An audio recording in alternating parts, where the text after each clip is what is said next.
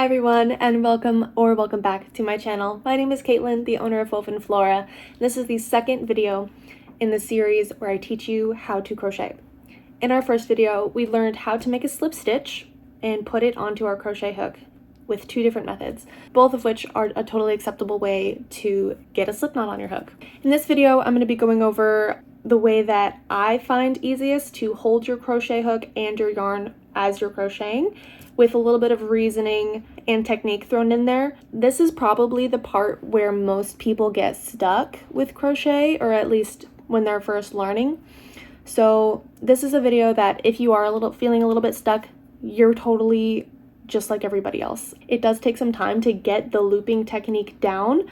However, I do hope that this video is helpful and kind of gives you some tools to make your learning process smoother. Without further ado, let's get right into it.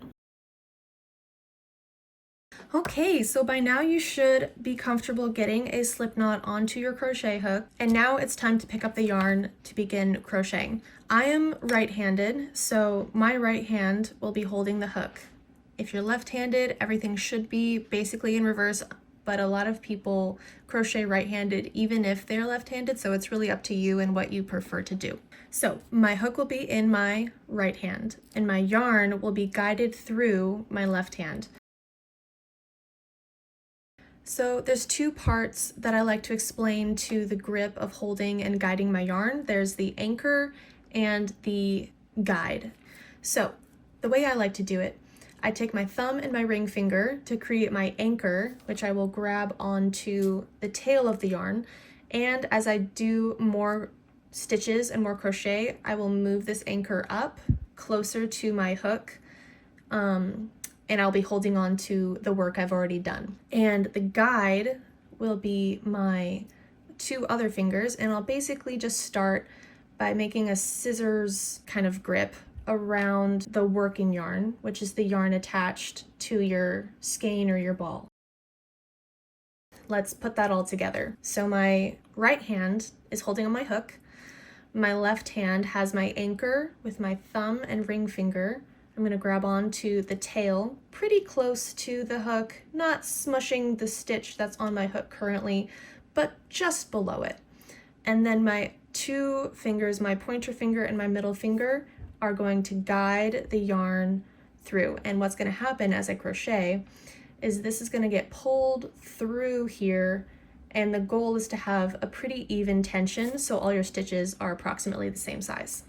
Okay, so from start to finish, that's kind of going to look like this. I'll pick this up, I'll get my guide in place, I'll get my anchor in place, just like so.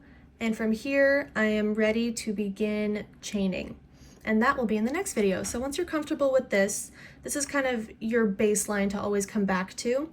Once you're comfy with this, you can move on to the next video, and we'll just get progressively more complicated. So do take the time to learn this and figure out a way that works for you.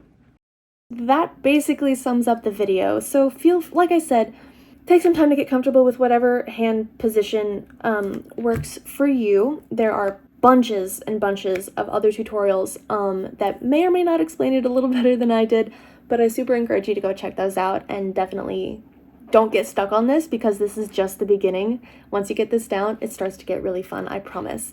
Anyway, thank you guys so much for watching, and I will catch you in the next video. Bye!